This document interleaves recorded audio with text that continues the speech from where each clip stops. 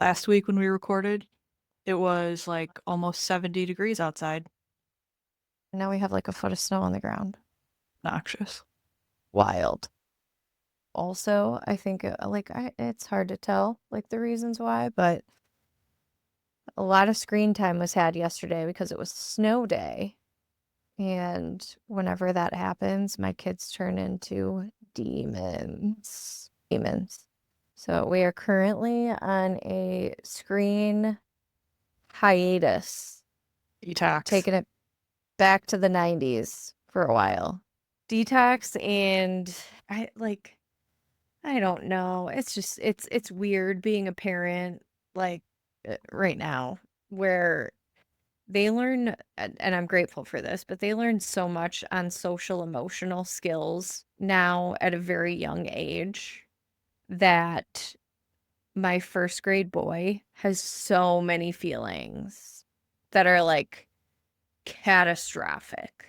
Like like, I hate school. It's so hard. I'm the worst reader in my class. And it's like, dude, we're in first grade.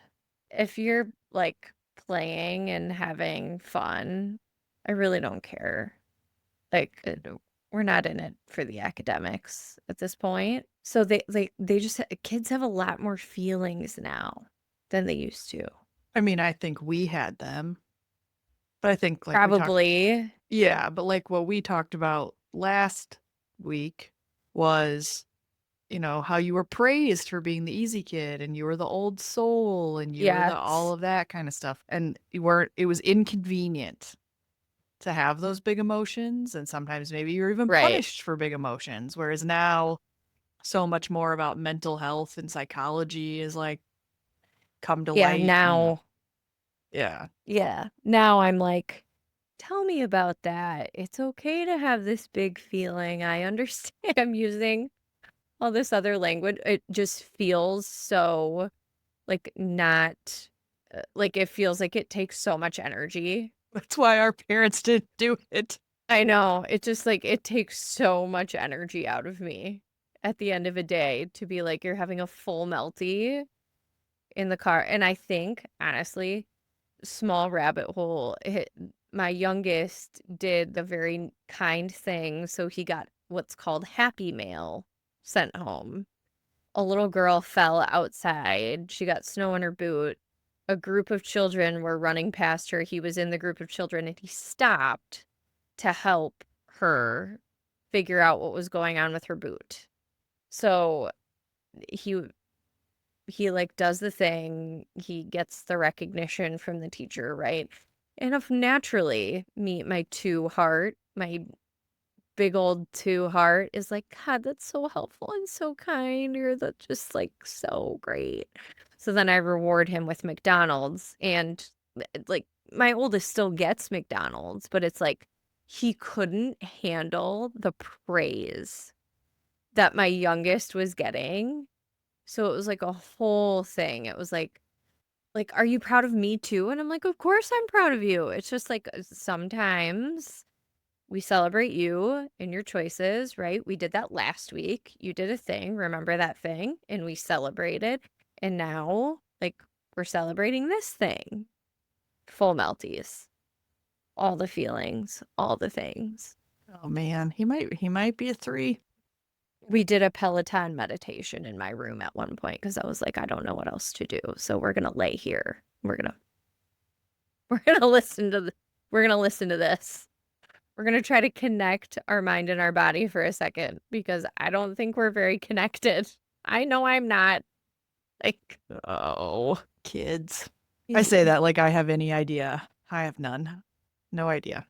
If you've hung out to listen to our little ramblings about parenting and weather and life in the upper Midwest right now, thank you.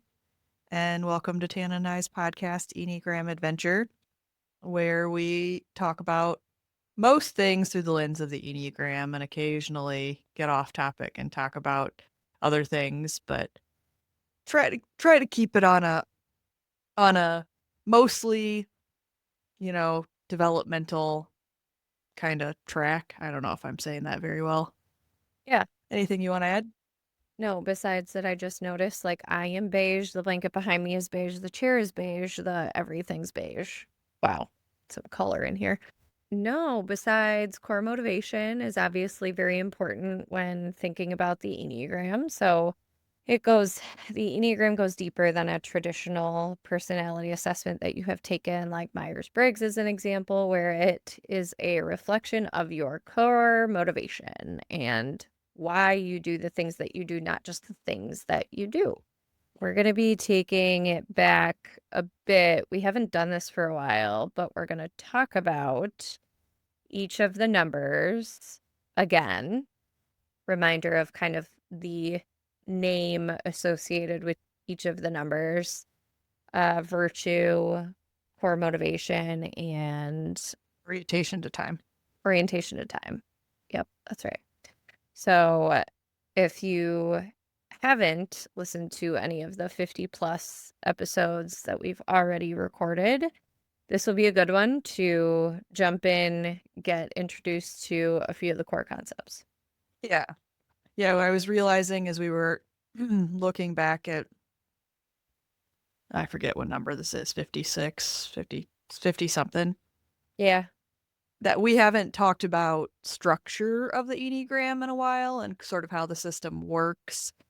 We've talked a lot about theories using the Enneagram for development, but I thought it might be good to get back to some basics and ground in a little bit of that since we haven't done it in a while. And the reminder I kind of have as we get ready to talk about core motivation and each of the 9 types, how maybe not so much how that the motivation was developed, but more of what the motivation is. This isn't to put anyone in a box. These are boxes you're already living in, and the Enneagram helps you recognize the box and can show you a path out of it should you so choose. Yeah. So maybe some stories along the way as we go through each of our 1 through 9 numbers. And we'll jump in. Yeah. So maybe let's go by triad, just since we're doing a Okay. core construct. And Let's do it. so the Enneagram loves things in groups of threes. There's 9 numbers divisible by 3, so 3 groups of 3. And so maybe we'll start with the action numbers or the gut numbers, which are 8, 9, and 1. So you want to kick us off with 8? Yeah. Yeah. Can do 8. So 8. Type 8, known as the challenger. So I am married to an 8, if you're new here. Core motivation for an 8 would be described as to be strong, in control, protecting, and avoid being vulnerable or controlled. So, kind of a flavor of all of those things tied together. And as we think about virtue, can you kind of describe what we mean by virtue? Because I know when I took my certification, that was something that I really needed to like spend some time in understanding. Um, Not that it wasn't explained well. It's just like it was hard to wrap my head around for each number. I think when we talk about each number's virtue and we think about defining that, it's like the return back to yourself. I'm not going to articulate this super well, Mhm. but when we think about in the Enneagram, they talk about vice and virtue. Tonight, we're talking about virtue. We talk about vice a ton, right? Which that's your opportunities to get better through the Enneagram. We don't talk as often about this more positive sort of outlook or what is the thing that you're striving towards. So if you think about the virtue, this is like your move towards your healthiest version of yourself Yeah. is like this idea of the virtue. And I can't. Yeah. Is a way to think about vice a little bit like what comes easy, like what the defense mechanism is, like kind of what the automatic Yeah. is. Remind me what eight's virtue is. So virtue for 8 is innocence. Innocence. Their vice is lust. So like we're Yes. also talking about like polarity kind of things, but when we think about some like innocence, that as a virtue is like it's the definition of vulnerability. When you think about yourself as a child, or you think about children in general, and they're very innocent, and they haven't been tainted by the world, they haven't picked up all of the garbage yet, right? There's an innocence associated with that, which then makes sense as to why when the eight is avoiding vulnerability at all costs, their virtue is innocence, right? Because Mhm. it's the putting down of all the walls. Yeah, it's like that softness, openness, trusting without that tough exterior. Yeah. So that's a virtue and virtue for an 8. So again, we'll talk about that with each number. And time orientation. So for 8s, it's the present. Eights, it's the Um, future. okay. Yeah. Okay. Yeah, I'm confusing that because it's like my note is action oriented. So the within each triad, there's a past, present, future oriented number. In the action triad, eights are the future oriented number. So this is like the big picture. If you think about eights, particularly in business settings, they tend to be like Okay. big picture Yep. reaching towards the future, the next, I the recall next, that the now. next. Yeah. Mm-hmm. It's similar to, we're not talking about threes, but it's similar to threes who are also oriented to the future. It's the, I'm up and for it is bedtime. like a little bit, oh, okay. Second. Okay. So eight or orientation to time, For future. an 8. Yeah. And a lot of when we talk about orientation to time, it's a little bit of the way that like they're moving through the world, right? It's that kind of constant thinking ahead, seeing like out into the future differently maybe than some other numbers. It can make them move quickly because they're like after that, right? They're like, right? Right. And it's the thing that makes them believe that other people around them move too slow. So, Makes sense. yes. All right. So I can, yeah, I mean, that definitely makes sense for the 8 in terms of time orientation. The virtue is something that like really sticks out to me for 8. It's probably because I live with one and it's like easy to relate to. Like, I know it's in there. You're just, and I've told this story a couple of times on here, but that I'm very close to said that she feels she became an 8 because she needed to demand attention, which is very interesting. Yeah. I think that 8 is one of the ones that I hear similar to 2, where they're like, oh, that person, I think that person's an 8, where like it can easily get mixed up. Yeah. Yeah. We'll have to we'll have to do an episode on mistypes again too Yeah. to that point. Yep. Yep. So nines, Yep. I live with a nine. I'm married to a nine. It's always funny to me when we talk about the numbers in this particular way, when you talk about eights and nines right next to each other, because of how freaking different they are, and yet they sit in the same triad right next to each other. They're wings of each other. Yeah. So What is nines, your husband's tri-type though? Because I see a lot of similarity between like the more time I spend with Aaron, the he has a, more I'm like are you sure? he it, Yeah. like Like, I see some similarities here. Yes. I used to joke with him that he was an 8 masquerading as a 9 Oh, okay. because I think what it is for him, not to make this about wings, is he has a real big 8 wing. His tri type though is thinks like a 5, feels like a 3, feels like a 3, I think. Oh, okay. Yeah. So, but the 9s are the peacemaker. That is always something about peace related to a 9. Maybe occasionally harmony, whatever. This is a core motivation Hmm. to avoid conflict at all costs, right? It's the I'm like everything's going to be okay if I don't rock the boat. Everything's going to be great if I just keep the peace. And so they're very much like chill, relax people, get along with everyone. Lots of people love them. They fit into almost every friend group. Aaron talks about that when he was in high school, right? Like that he was friends with everyone. Every friend group, like from like the kind of goth kids to the jocks to the band nerds to the what, like, right? He was friends with all Yeah. of them.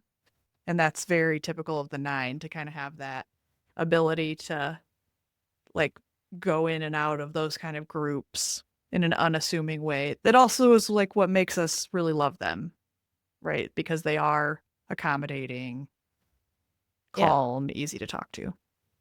Yeah. The Um, 9s, or I'm going to have you do Virtue? virtue. Yeah.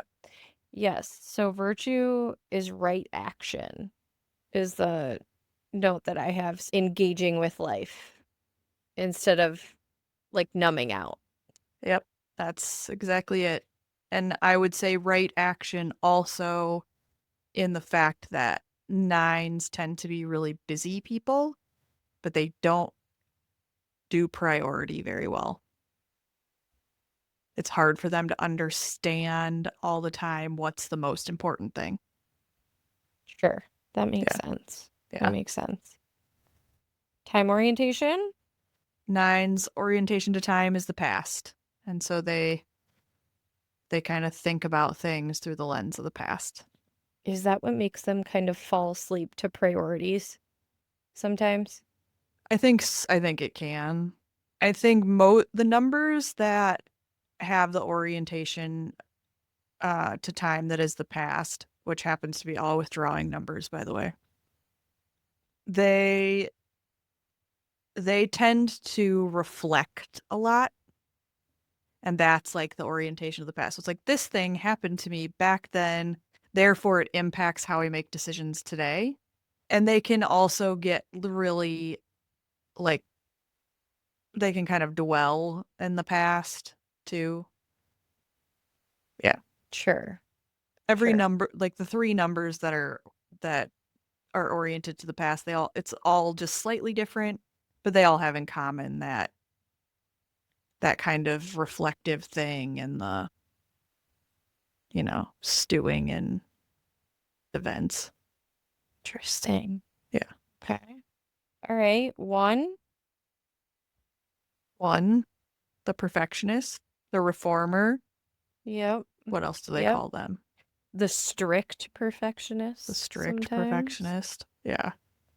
So, core motivation to be good, right, have integrity, avoid being wrong, kind of all those things. Yeah.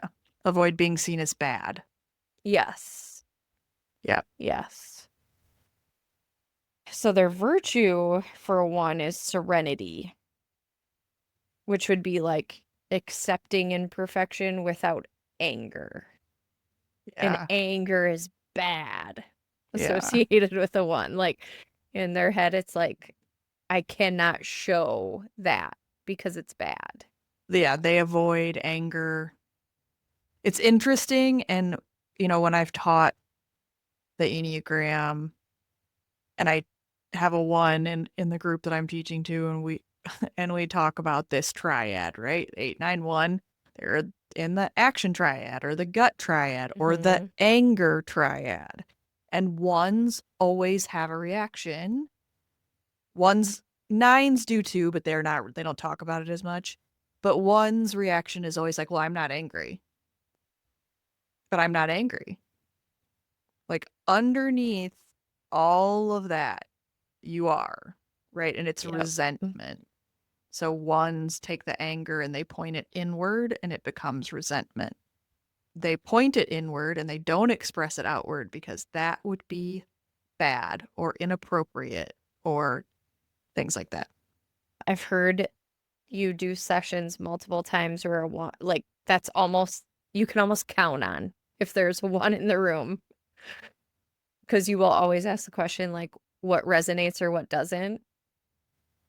You can almost bet that the one in the room is going to go, well, anger really doesn't resonate with me. Okay, sure. You're like, I need you to spend a lot of time in a quiet room and really think. I need you to really unpack this. Yeah. I would Um, say, we've talked about it a few times on here, but my stepdad is a one. And he, it's similar to eight, but it's not exactly the same in that he channels the one anger into like this desire for justice. It's it's similar, but to him, it's through the lens of like, because justness is good. If the world were more just, it would be a more perfect utopia, blah, blah, blah, that kind of stuff.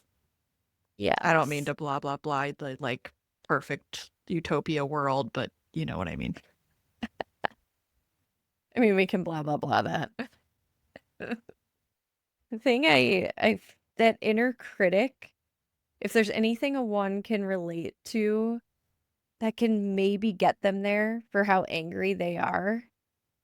I saw a reel on Instagram a few weeks ago of a person who is a one, and the way that they realized that they were angry was their Enneagram coach asked them to write down their inner monologue, like in a hypothetical scenario where they made a mistake. And as they're writing, they're like kind of starting to realize. But then, like when it's done, if you look at the words and the language, it's like, of course you're angry. Yeah. But it took like to literally visualize it in order for them to be like, oh, yeah, that's kind of an angry word. Like, Yeah. Well, and just to like put it down in a place of non-judgment, to have somebody yeah, be like, yeah. Oh, yeah. So it's still angry, even if it's pointed at yourself. You just yeah. have to unpack that. Yeah. Orientation to time for a one. Present.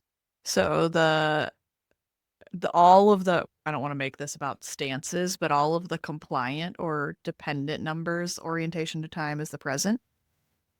And so ones fit in that. And it really is the concentration on what needs to be done right now.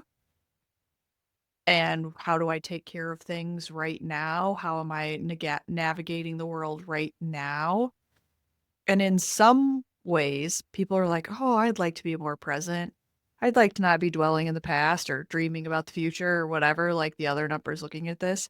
But I've heard so many ones, this dedication to the present doesn't allow them to ever relax. They cannot sit down and watch TV. There are ones I know that like cannot relax until everything is done Mm, on their checklist. And when is your checklist ever done? When is your checklist ever never. done? Never. But they won't like watch a movie, watch TV, nothing relaxing until the list is perfectly done. And so Yeah. that's where like orientation to time for the present, if it never if you don't allow yourself any downtime, then you There know, is a one that you and I know that reads so nonchalant and so chill. And I just want to be like, I know it's in there. Uncage that animal in there. Like just let it out. Well, and that one is an example who's like, yeah, I don't sit down on a Saturday until the list is done. Yeah. Yeah. Yeah. And I'm not angry. Oh Right. my God. So let's do the heart triad. 2, 3, Okay. 4. 2, Heart, 3, 4. feeling. Yeah. 2. So the considerate helper or the helper. Or the befriender. Um, If you like befriender. yes. Yeah. I am a 2 if you're new here. Core motivation to be loved, to be needed, to be helpful, and avoid being unwanted or unworthy of love is how I would like summarize it. Virtue is humility, giving without needing validation instead Yeah. of vice of like keeping score. Well, the vice, And yeah, is pride. yes. Yeah. And 2's struggle. I've been in sessions where 2's have been called out for like the pride, and that is very hard for them. Because Oh no, yeah, because I did it for you. I didn't do it for me. I did it yeah, for you. Yeah. we're so helpful. Like I just Yeah. care about you so much. Actually, we care about ourselves a lot and making ourselves feel good Yeah. by being loved and wanted. Therefore, we buy people's affection with our favors and our attention and our kindness and our helpful nature. I was working on an email thing recently that had a monster list of attendance. And a 2 messaged me and was like, I would be so happy to help like scrub that email list for you and make sure everybody's on it who should be on it. No, I don't. I'm good. I don't need you to do that. If I missed No, anyone, you feel free to forward it. But like, you could yeah, just, yeah, yeah. yeah. But it was such a moment of like this 2 and like the I can help you though, but I'll help you. We are so cringe, you know? It's not even that. Like it was more just like a moment of it's okay, It's right? okay. It's okay. It's all right. It's Yeah. all right. The manipulation factor with a 2 is always something that sticks out to me too, is something that you talk about in sessions where it is manipulation. Like, I actually saw it in a post today, like the thing that you your number doesn't want anybody else to know about you. And one of the first things on there for a 2 was like how easily I can manipulate you. And it's like this really, I mean, people get really icked out by it if you're a 2 because you don't, like, if you haven't done any of the work to figure out like how you've done some of these things, it sounds really bad, right? But it's like the ability to assess what another person needs from you with relatively decent accuracy. We try to assume things, right? But that aren't always the case. And then you can the ability to then appeal to that person in a way that makes you feel seen and valued is crazy when it's just you need to show up like yourself, and if they don't like it, that's okay. Not trying to be the exact thing that that other person needs in that moment. Right. Yeah. And a lot of time, I don't want to say a lot of times, some of the time, 2's guess wrong, right? When they're Yes. trying to guess what someone else needs them to be, there are times they guess wrong. And in those moments, the whole plan, the whole thing can backfire in ways that, man, that is not what they wanted at all. Yeah. Yep. And Um, I mean, when I think about that virtue of like true humility for a 2, that's the two at their absolute best. Yeah.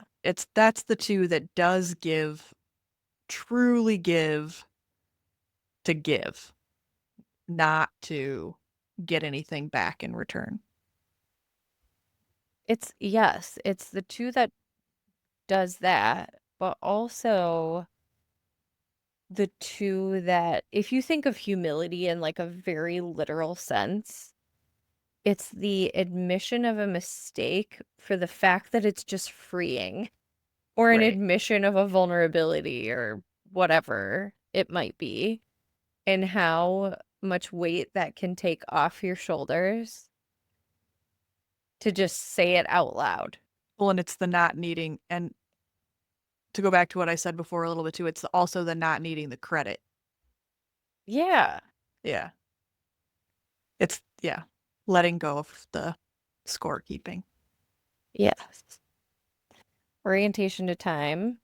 Present. That Who's, resonates. yeah, they see it in the moment. The email example is a great one of that, right? In the moment, right this second, I see that you could possibly use help with this. It wasn't Mm-hmm. a future looking or a past looking sort of thing. My God, I did that shit today. I saw somebody that I was like, oh, they're going to need help with these two things. I was sitting next to this person in a meeting. I booked the meeting with them while we were sitting in that other meeting without them knowing what I was booking the meeting for. Jesus Christ, like just fucking slow down for a sec. Like, can we take a beat and be like, hey, you're probably going to need to have a conversation with me about X. Why don't I go ahead and book that time for you? Does next week work? Crazy. If I don't check myself, that's how fast I would move all day long. And then I wonder why I forget things. Run in. All right. 3, Three. The right? achiever. It's usually The something to do with competitive achievement. Competitive achiever. achiever, Yeah. core motivation to be successful, valuable, admired, avoid failure or worthlessness. Yep. Virtue is truthfulness, so authenticity over image. Just super tough for them. Super tough for them. One of the things when we talk about the vice of three, it's deceit, I'm pretty sure. And it has to do with the fact that more than anyone else, they lie to themselves. And so when we think about the virtue and being authentic and truthful and all of that, it's the letting down of the mask. Put the mask down, right? Leaning into like who you really are underneath all of the amazing things that you've achieved in your life. Because every three I know has done amazing things. Yeah. Yeah, but it's like cover for. It's okay to be yourself. Yes. Threes. Yes. Orientation to time for 3. Future. Threes are future oriented. So they, In more ways than one. I yeah, feel like yes, everything about a 3 says future. yeah. The next job, the next house, the next car, the next trip, it can be all of those kind of things. Very hard for them to settle into the present.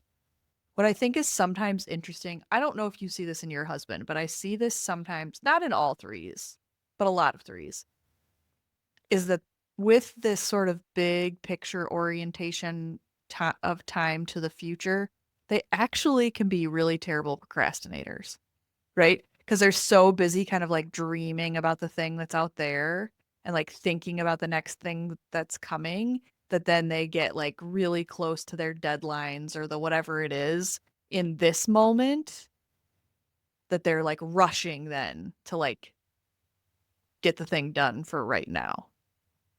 Yes, it's oh my God, we just talked about this in my house because my husband has a thing with clutter. We've talked about this. He throws everything away. Yeah, the crock pot. Yeah, crackpots. Um, So it's garage sale season in the place where we live coming in April. We are having a garage sale. So every weekend, I can see him just like looking around the house for like things he's going to put in the pile that are going to the garage sale. So then last weekend, I tell him, I'm like, hey, he's like, I need to do something productive. I'm like, well, why don't we start bringing up some of the bins so I can price some of the things for the garage sale? And he's like, that's too ambitious. But then homie gets stuck reorganizing and organizing the linen closet for the 16th time in a month. Hello? Like, Right. And that'll be the weekend of the garage sale, and it'll be like, we got to price all this. yes. And then it's like, Yeah. oh, we got to do all these things. So I was just talking to him about this. I was like, this is so typical. He's like, don't. All right. So 3, 2, 3, 4. 4. 4. All right. 4, the individualist. Sometimes. Yep. Yep. Core motivation. What do I want to say? This like finding identity and significance in like avoiding being ordinary or basic. Unique. They want to be unique. Special. Special. Yep. Virtue is emotional balance and groundedness. So like the word that's in here is equanimity. Equanimity. We're helping your vocabulary here, folks. Equanimity. Yeah, so emotional balance and groundedness makes perfect sense. 4s live their lives on the outer edges of the scale of 1 to 10. So think high, high, low, low, right? Emotional balance and groundedness probably lives more like 4 to 7. Yes. I think also when I think about the idea of groundedness is 4s kind of can float away on their feelings. They can get lost in the sea of their feelings. And there can be this like, okay, let's ground that. Yes. I've Right. heard you use the term like I feel instead of I am with Yeah. 4s. Yep. I feel sad. I feel lonely. I Instead of I feel am sad. I am lonely. right. I am bad at my job. Well, today you feel like you're bad at your job. You're not actually bad at your job. And their orientation to time is the past, right? Yep. Their orientation time's past. It's that dreaminess. It's the romanticizing the past. Oh, it was Yes. better when. Do you remember when? It was better then. So romantic. I romanticize the 90s right now. Early 2000s Early 2000s. when there was not social media. No social media. Cell phones were brand new. Those Nokia brick phones. Yeah. And the goal was to play Snake as long as you possibly could on them. Oh yeah, I can get down the God romanticizing forbid the you send a past. text message. You push one wrong button. Your parents are like, that's going to cost so much money. T9. Oh, yeah. I never mastered the T9 texting. Oh, man. That's just thumbs in the West over here. Anyway, Man. yeah, that's that. Okay. Yep, Okay. orientation to time for 4s. All right. All And right, last but not least, the head triad the head triad. or the thinking triad. So this is 5, Can we 6, and start with 7. 5? Yeah. So 5's core motivation is super sexy after we just got done talking about those dreamy 4s. It's to be competent and capable, right? They're motivated to have this deep understanding of the world that they believe will make them competent and capable. I say this with the disdain of someone who is a 5. I'm a 5. And I remember early on in my Enneagram journey, I was doing this journaling exercise where it's like partially like affirmation based and like I can't remember all the specifics of this journaling exercise I was doing. But I had been really struggling with this like motivation and people being like, fives just want to be competent and capable. And I like did this whole journal entry and I went back and read all of them. Fucking every single line was, I'm capable of this. I'm capable of that. I'm capable of accomplishment. I'm capable of blah, blah. Seriously, like 30 lines of That's so capability. funny. Yeah. Yes. So That's so that's the funny. motivation for a five. Virtue, non-attachment. So non-attachment is that's like a hard thing for me to concept even to this day as a five. Like I work on non-attachment all the time. It's the separation from outcomes, which I think other numbers, like that's a great practice for them as well. But it's a separation from outcomes. It's a separation from like the needing more knowledge. It's a like just let it come sort of thing. Right. And there are certain things that I think I'm better at that than others, where I can really practice that non-attachment, and then there's stuff where I still get like caught up and struggle. I feel like I see a lot of it with you though, from a non-attachment perspective. And I Engaging without withdrawing or like hoarding your energy. yeah. I I see that in you a lot more than you're giving yourself credit for, I think. Oh, I maybe because I feel like I still have a very long way to go to get fully there. Yeah. But I mean, this podcast for me is a practice in non-attachment. Like where I would like us to be with this podcast versus where we actually are. Like, things like that. But and there Yep. are things related to this that I'm able to not be attached to. Like I don't think twice about the stuff we post on like YouTube or TikTok or Hmm. Instagram in terms of reels. Like it doesn't even enter my mind to judge that or have any like thought Yeah. about that sort of thing. So that is like good non-attachment in those things. So yeah, I have made progress, but still got work to do. Time orientation, Fast. Fast. repairing, conserving, that kind of. What's conserving? Yeah, and it's that reflection. So fives tend to be in thought a lot. I will say for fives, I don't know so much about nines and fours, but for fives, sometimes it makes me a slower thinker because I'm reflecting a Sure. lot. And if I'm reflecting to try to get to an answer about something today, it like takes more time. There's that. It's the spinning out on things. I joke about it when I teach the Enneagram, right? Or if your orientation to time is the past, you often will lay awake in the middle of the night and think about the stupid thing you did in high school or the argument you had with your mom when you were 15 and how you could have said that one thing different and maybe your point would have been better, whatever. It's like the waste of time of like thinking about these Yep. things that are gone and how you could have said it better. I mean, I did that last Okay. week, I don't know, with you probably 15 times in this project I worked on where I was like, oh, if I had to do it over, I would have done this different. How many times did I say that? My God. Yes. That's not And it's just non-attachment, by the fine. way. Yes, it's totally fine. 7, 7. the Wait, wait, wait, enthusiast, wait, wait. right? 6. Oh, 6. Yeah. 6, the loyal skeptic or the loyalist. The Sometimes the loyalist. loyalist.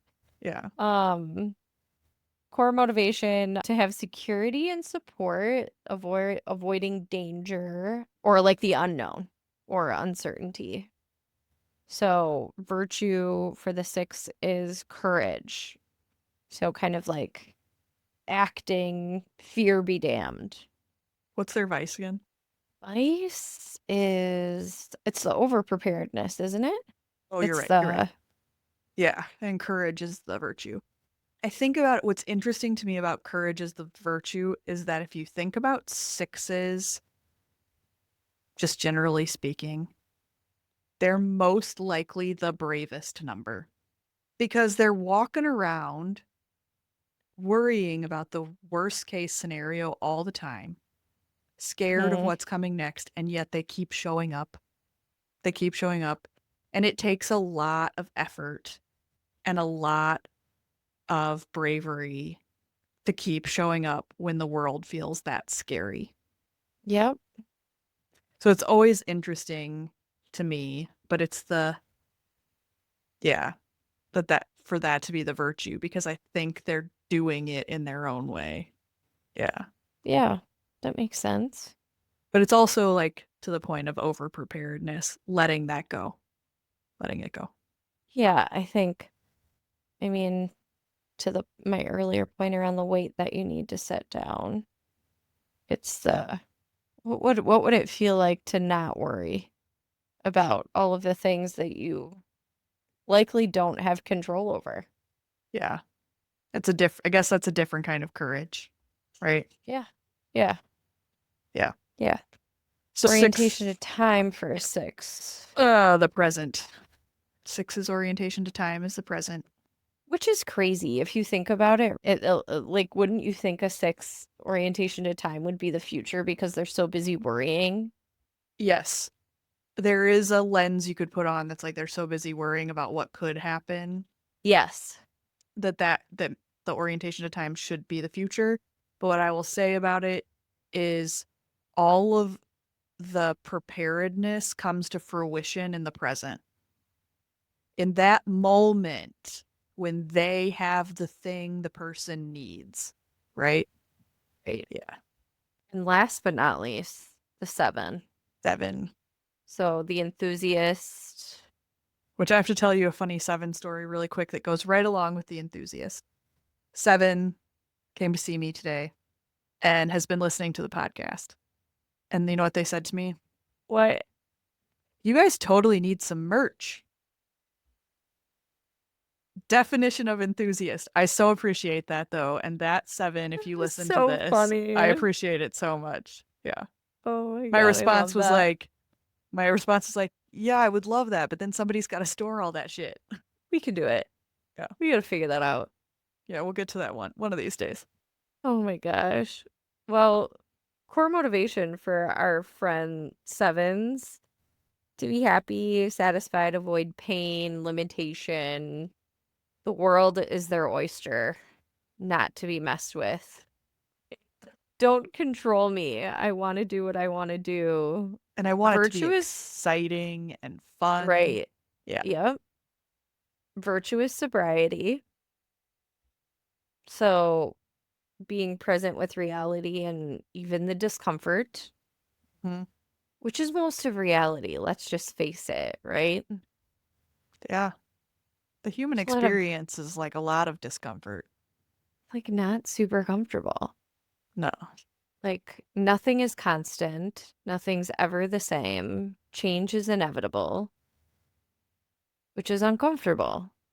There's a Yep. reason I turn on Schitt's Creek when I need something predictable. Or Gilmore Girls or any of those, right? Yes, Yep. yes, There's totally. like a whole on this is a rabbit hole. I'm not going to go all the way down it, but there's like a whole study about that. Like now that we have like all these streaming services and things like that, where they're tracking like what people watch and Yeah, how much people go back to like the same things over and over for the predictability of the story in a world that's so unpredictable. To like have this thing that just feels like familiar and like comforting. Yeah. yep. Mrs. Doubtfire, man. All those old movies. Although, yeah, whatever. We can't go down a pop culture rabbit hole. I'm gonna end it. We'll talking about the Land Before Time or who knows what. Okay. Anyway, Oh my God. So their time orientation, future. which makes sense, Yeah. um, Yeah. because the past and the present are probably too uncomfortable. Yes. Well, and it's the future in like the ways of like it's the what's next. I had a 7 in early when I was early teaching the Enneagram, who their example of the future was like, he was like, I'll be sitting at the table having breakfast with my kids. And as we're eating this amazing breakfast that my wife made, I'll be like, who's excited for dinner? God, Right? so We're funny. like, so it's like that. Like, we're just like, what's next? What's next? What's next? Yes. Yeah.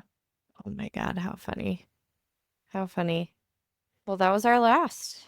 That was We our made it last. through all 9 numbers. This was good. We needed a little refresh, Yeah. I think. So, I think we can try to like pull in a few of these here and there just for I yeah. think it's good even if you have listened to all of these, some of them it's just good reminders, right? Of like, oh yeah, the virtues or Yep. yeah. Yep. Yeah. We should probably revisit like wings again because that's super common. If you're new here, it's very likely you have heard about wings with the Enneagram, and there's a lot of misinformation out there. Like, Yes. you can't be a 2 with a 9 wing. No. Like, that's not real. Yeah. So we should probably revisit some structures like that. But if you found this to be valuable, comment, like, subscribe, share, tell all your friends about it. Yes. All of that stuff Um, is super helpful. Leave a review, any of those things. Super, super helpful. If you do want merch, I mean, weigh in. If there if there's a good handful of people, maybe we'll come up with something. You know, I'll yes. think of something. And you can find us on all the socials except for Facebook. We're not on Facebook. We do have a Substack now. So if you're interested in kind of reading the podcast versus listening to it, or you want to reference something, you can find the blog version of this on Substack. All right. Till next time. Thanks, Holly. Talk to you later, Tana. Bye.